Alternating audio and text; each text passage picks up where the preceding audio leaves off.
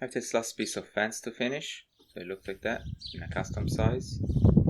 So I'm gonna take this long board, cut it into pieces. You can see I already started there, the correct width, so that they fit the space in the fence, and enough pieces that summed up that will add to the height of the fence.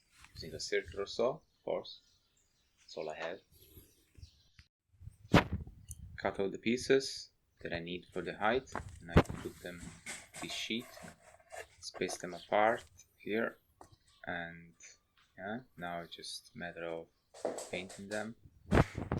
Gonna use this same kind of fence paint, one coat dark walnut or something, or dark oak, that I've used for the other fences, so they look the same color.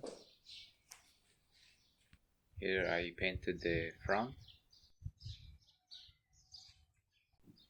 For holding the fence panels up, I'm just going to use these 2x1s, two of them.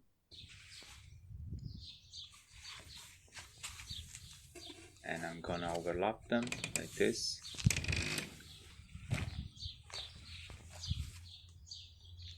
And then put the 2x1s behind them to support them.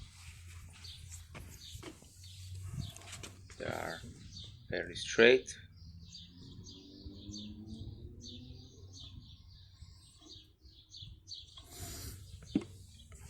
Gonna overlap them like this, just a couple of centimeters, and calculated that by overlapping them about 1.5 centimeters, the height is gonna match exactly the height of the fence. So I've painted all the sides as well.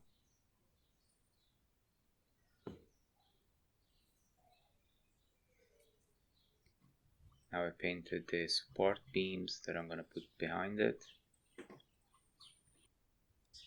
This is it. Now I've screwed in the supports from the back onto the panels. 2 screws per panel, or per piece of board, I guess. Lifting it up, yeah, it's holding, it's very sturdy, it's kind of strong. Lift it up like this. Yeah.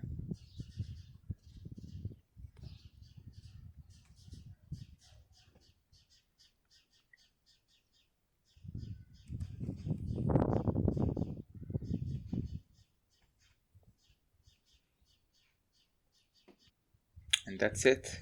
That's the fence in place. You can see the perfect height to match the column, and fits quite well with the standard panels that I've used. Honestly, looks better to me than the standard size panels that they sell. These are sold like this, pre-made. I think mine actually looks better, and it's stronger too.